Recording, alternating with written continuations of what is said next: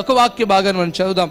చూడండి, 2వ దినవృత్తాంతములు 20వ అధ్యాయము 12వ వచనం చదువుదాం. మా దేవా నీవు వారికి తీర్పు తీర్చవా, వారికి నీవు తీర్పు తీర్చవా, మా మీదికి వచ్చి ఈ గొప్ప సైన్యముతో, మా మీదికి వచ్చి గొప్ప సైన్యముతో యుద్ధము చేయుటకు మాకు శక్తి చాలదు, యుద్ధము చేయుటకు మాకు శక్తి చాలదు, ఏమి చేయుటకు మాకు తోచదు, నీవే మాకు దిక్కు అని ప్రార్థన చేసెను. దేవునికి స్తోత్రం. హల్లెలూయా. ప్రియమైన దేవుని బిడ్డలారా, నన్ను బాగా ఆకర్షించిన పదం ఏంటంటే, మరి ఇక్కడ ఒక రాజు మాట్లాడుతూ ప్రార్థన చేస్తూ దేవుని స్తుతిస్తూ ఆయన ఒక మాట అంటాడు. ఏమంటాడంటే, దేవా మేము ఏమి చేయాలనో మాకు అర్థం కావట్లే, మరి వారిని ఎలా జయించాలనో మాకేమాత్రం తోచడం లేదు. అయితే మరి వీటన్నిటిలో నుండి మేము విడిపించబడాలి,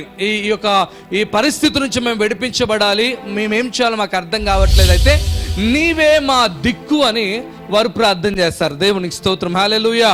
చూడండి, మరి యెహోషాపాతు రాజ్యాన్ని పరిపాలన చేస్తా ఉన్నప్పుడు 20వ అధ్యాయం ప్రారంభ వచనాలు చదివితే, ఇది అయిన తర్వాత మోయాబీయులు అమ్మోనీయులు మెయోనీయులలో కొందరు దండెత్తి యెహోషాపాతు మీదికి వచ్చి అంతలో కొందరు వచ్చి సముద్రము ఆవల నుండి సిరియనుల తట్టు నుండి గొప్ప సైన్యం ఒకటి నీ మీదికి వచ్చుచున్నది, చిత్తగించుము, వారు అసాసోను తామారు అను ఎన్గేదులో ఉన్నారని యెహోషాపాతునకు తెలియజేసిరి. చాలు. దేవునికి స్తోత్రం. హల్లెలూయా.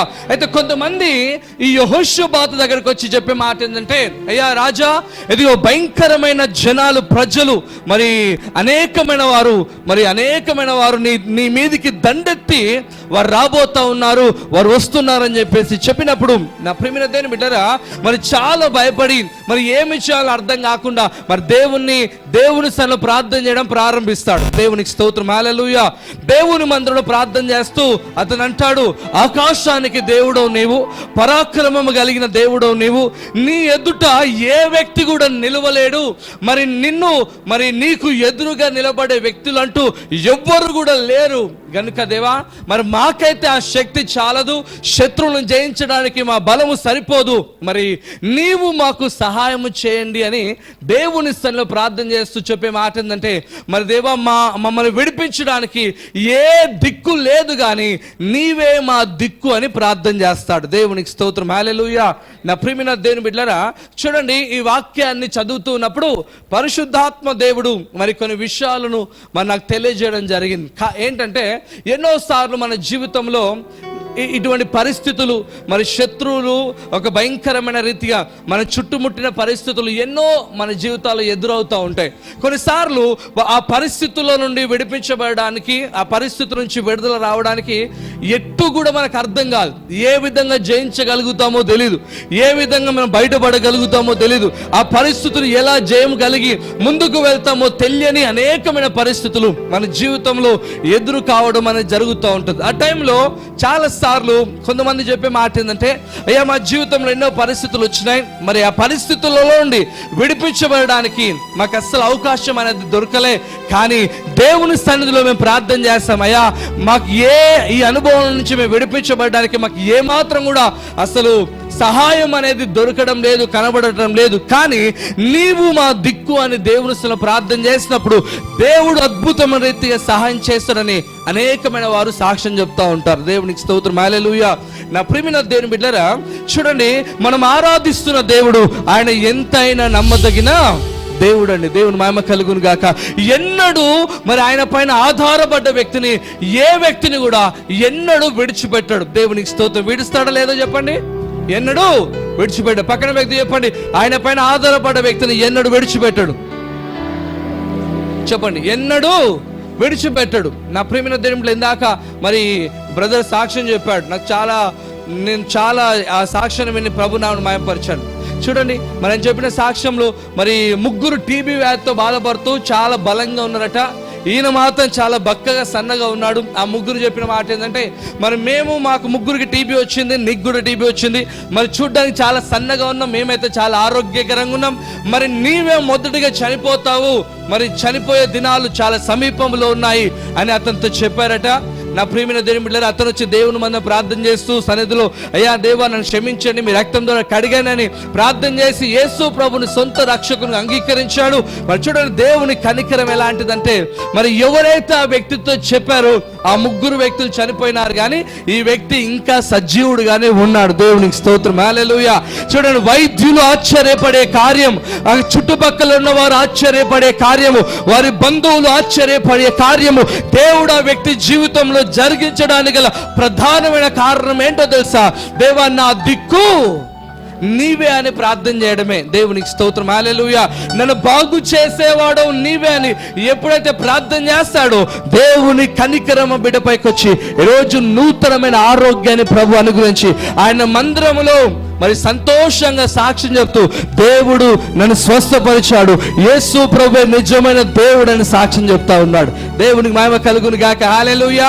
నా ప్రియమైన దేవుని బిడ్డలారా, మరి రాజుకి ఒక భయంకరమైన పరిస్థితి వచ్చినప్పుడు మరి తన సైన్యము పైన ఆధారపడలే, తన రాజ్యము పైన ఆధారపడలే, లేక అతని దగ్గర అనేకమైన ప్రజలు ఉన్నారు వారి పైన ఆధారపడలేదు, కానీ భయపడుతూ ఉన్నాడు అనమాట.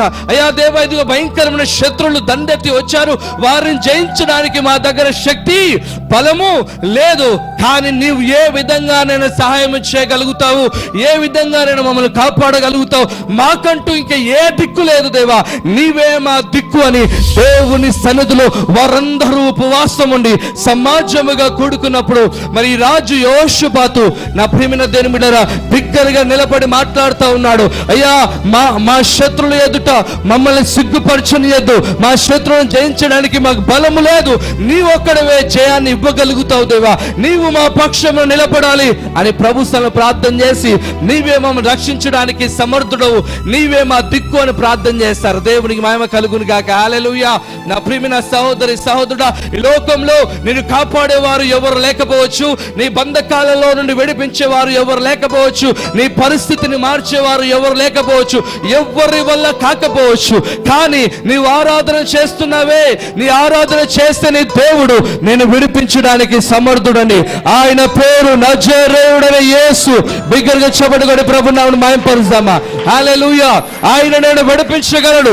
ఎటువంటి పరిస్థితులలో నీవు ఉన్నా, ఎటువంటి సమస్య బంధకాలలో నువ్వు ఉన్న వాటన్నిటిలోంచి విడిపించడానికి యేసు శక్తి కలిగిన వాడండి. దేవునికి స్తోత్రం, హల్లెలూయా.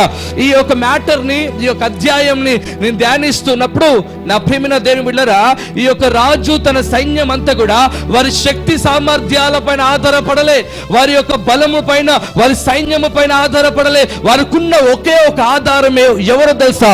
దేవాది దేవుడు వారి ఆధారమే ఉన్నాడు. రాజు ఒక నిర్ణయానికి వచ్చిన మాట ఏంటంటే, అయ్యా ఈ సైన్యం ద్వారా వారిని జయించలేము, ఎందుకంటే మనకంటే పవర్ఫుల్ గా ఉన్నారు వారు, మనకంటే ఎక్కువ మందిగా ఉన్నారు, మనకంటే బలమైన సైన్యంగా ఉన్నారు కనుక వారితో యుద్ధానికి వెళ్తే మనం తప్పకుండా ఓడిపోతాం, కనుక వారితో యుద్ధానికి వెళ్ళకుండా దేవుని సల ప్రార్థన చేస్తూ, దేవా మమ్మల్ని విడిపించాలి, నీవు మాకున్న ఏకైక దిక్కు నీవే అని టోటల్ గా దేవుని పైన డిపెండ్ అయ్యారు. దేవునికి స్తోత్రం, హల్లెలూయా. నా ప్రియమైన దేవుని బిడ్డలారా, ఈ 2016లో మీ జీవితంలో అనేకమైన శత్రువులు గుమికూడి నీ మీదికి రావచ్చు కదా, అనేకమైన పరిస్థితులు నీ మీదికి రావచ్చు. కొన్నిసార్లు మరి అప్పుల చేత విపరీతమైన పరిస్థితులను అనుభవించి ఉండొచ్చు, రోగములతోనూ బాధించబడే అనుభవాలు నీ జీవితంలో రావచ్చు, ఎన్నో పరిస్థితులు నీ జీవితంలోనికి రావచ్చు. అయితే నీవు ఈరోజు ఈ వర్తమానం ద్వారా నీవు దేవుని సన్నిధిలో ప్రార్థన చేయాల్సిన అనుభవం ఏంటో తెలుసా? దేవా వీటన్నిటి నుంచి విడిపించడానికి నీవు ఒక్కడవే సమర్థుడవు, నీవే నా దిక్కు దేవా అని ప్రార్థన చేసినప్పుడు తప్పకుండా దేవుడు నీ పైన కనికరించి ప్రతి విధమైన బంధకాలన్నిటి నుంచి ఆయన నిన్ను విడిపించగలడు. హల్లెలూయా. ఈరోజు దేవుని వాక్యం ద్వారా మనం నేర్చుకోబోయే అద్భుతమైన అంశం ఏంటంటే, మన దిక్కు ప్రభు అయిన యేసుక్రీస్తు వారు. హల్లెలూయా. మనకున్న ఒకే ఒక దిక్కు యేసు ప్రభు వారే ఉన్నాడు. ఆయనే నా ప్రియమైన దేవుని బిడ్డలారా, మృతిని గెలిచి సజీవుడిగా లేచిన దేవుడు, మనకి ఎప్పటికీ ఆయనే దిక్కు, ఆయన ద్వారానే ఎన్నో కార్యాలు మన జీవితాల్లో జరుగుతాయి.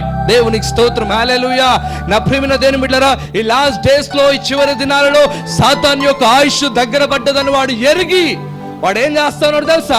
ఈరోజు అనేకమైన వారి జీవితాన్ని పాడు చేయడానికి, అనేకమైన వారి కుటుంబాన్ని కూల్చడానికి ఎన్నో ప్రణాళికలు సిద్ధపరచుకొని అనేకమైన కుటుంబాన్ని కూల్చడానికి వాడు ప్లాన్ చేస్తూ ఉన్నాడు. అయితే ఈ 2016లో ఒకవేళ సాతాను యొక్క ఆలోచనలు, సాతాను యొక్క తలంపులు నీ జీవితంలో నేను వెంబడిస్తూ నీ ఆత్మీయ జీవితాన్ని కానీ, నీ కుటుంబ వ్యవస్థను కానీ పాడు చేయడానికి అపవాది ఎన్నో ప్లాన్ చేసుకున్నాడేమో. అయితే నీకున్న ఒక గొప్ప అవకాశం ఏంటో తెలుసా? వాటన్నిటిలోంచి నీకు జయము కలగాలంటే నీవు ఉండవలసింది ఒకే ఒక వ్యక్తి దగ్గర, ఆయనే ప్రభువైన యేసుక్రీస్తు వారు. హల్లెలూయా. మనకు దిక్కు ప్రభువైన యేసుక్రీస్తు వారు తప్ప ఇంకెవరు లేరు. దేవుని మహిమ కలుగును గాక. మా చిరునామా Mizpah ministries, near Saint Paul school, Asmatpet, old Boinpally, Secunderabad. వివరములకై మా ఫోన్ నంబర్స్ 8885669900, 8885668800.